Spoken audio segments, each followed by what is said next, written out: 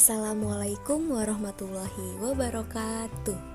Perkenalkan, kami dari kelompok 3 dari kelas 3A jurusan Pendidikan Biologi Untirta.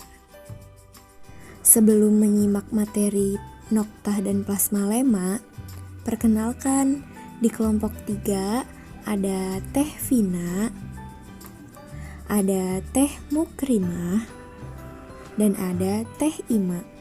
Selamat menyimak.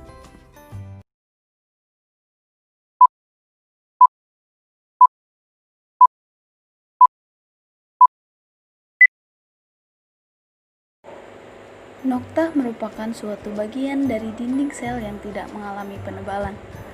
Walaupun saat terbentuknya dinding sekunder, yang mana noktah tersebut merupakan tempat pelaluan atau jalan benda dari satu sel ke sel yang lain untuk berhubungan dengan sel sampingnya. Plasma lemma adalah lapisan atau selaput tipis yang tersusun atas senyawa kimia lipoprotein. Penyusun plasma lemma atau biasa dinamakan membran sel terletak di bagian luar, yaitu lemak dan protein. Lemak bersifat hidrofobik atau tidak suka air, sedangkan protein bersifat hidrofilik atau suka air. Nah, oleh sebab itu, plasma lemma bersifat selektif permeable atau semi permeable. Proses terjadinya noktah dan plasma lemma. Pada waktu sel masih hidup dan belum mengalami penebalan, dinding selnya masih tipis dan dapat ditembus oleh benang-benang plasma yang disebut dengan plasmadesmata.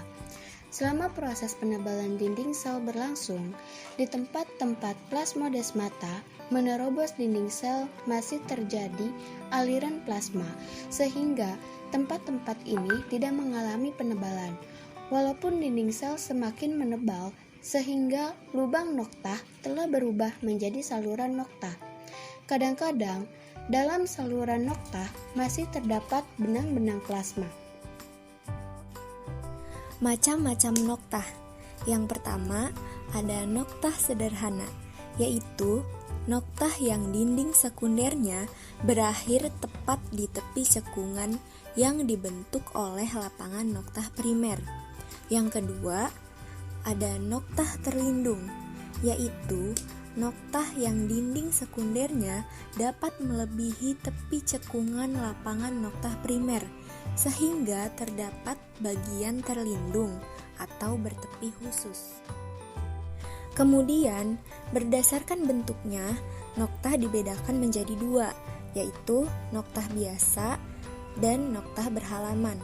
Nah, noktah biasa dibagi lagi menjadi 5. Di antaranya ada noktah sempurna, noktah setengah sempurna, noktah buta, noktah majemuk unilateral, dan noktah ramiform. Sedangkan noktah berhalaman dibagi lagi menjadi 2, yaitu noktah berhalaman sempurna dan noktah setengah halaman.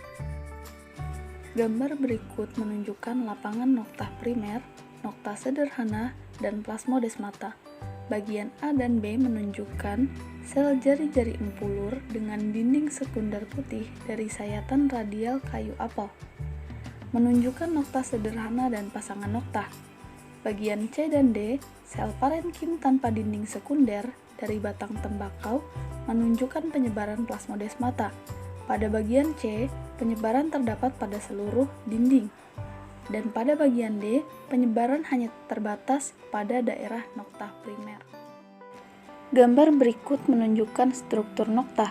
Bagian A menunjukkan noktah sederhana, bagian B menunjukkan pasangan noktah sederhana, bagian C menunjukkan pasangan noktah terlindung, bagian D menunjukkan pasangan noktah setengah terlindung, bagian E dan F menunjukkan noktah terlindung, bagian G menunjukkan bagan 3 dimensi dari sebagian dinding 2 sel trakeit yang berdampingan untuk memperlihatkan struktur pasangan noktah terlindung.